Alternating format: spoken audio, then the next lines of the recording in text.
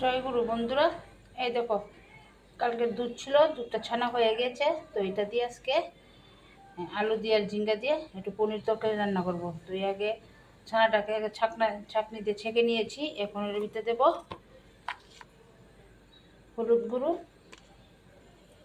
আর একটু চালের ময়দা একটু দিয়েছি, অল্প করে তোমরা দেবে। এই দেখো ছানাটা সুন্দর করে মেখে নিয়েছি। এখন ডালের বড়ার মতন কড়াইতে দিয়ে দেবো। আমরা তো অনেক সময় দুধ ছানা হলে ফেলে দিই। এই একটা যেহেতু শুক্রবার একটু ছানা দিয়ে একটু তরকারি রান্না করে ফেলি। এই দেখো পনির বড়া দিয়ে লাল লাল হয়েছে, নামিয়ে ফেলবো। বাজার থেকে এই ছানার তরকারি রান্না করলে খুব ভালো হয়, খুব সফট হয়। এই দেখো পনিরটি ভেজে নামিয়েছি। এখন কড়াইতে পাঁচফোড়ন দেবো। দেখো ছানার তরকারির জন্য মশলাটা দিয়ে দিয়েছি। আজকাল কোনো গ্রাইন্ডারে মশলা করেছি না, সব হালকা পাতলা করে রান্না করছি। আর দেখো আলু আর ঝিঙ্গাটা একটু ভেজে নিয়েছি, এটা দিয়ে দেবো।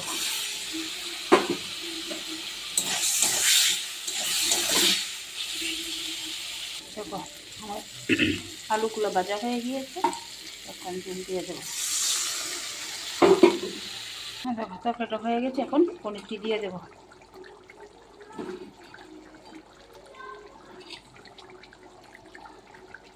এখন একটু গরম মশলা। আমার ভিডিওটা যদি ভালো লাগে অবশ্যই লাইক শেয়ার কমেন্ট করতে ভুলবে না। সমাধির পাশে থাকবে। আজকের জন্য এতটুকুই। আবার কালকে রান্না তোমাদের সঙ্গে শেয়ার করবো।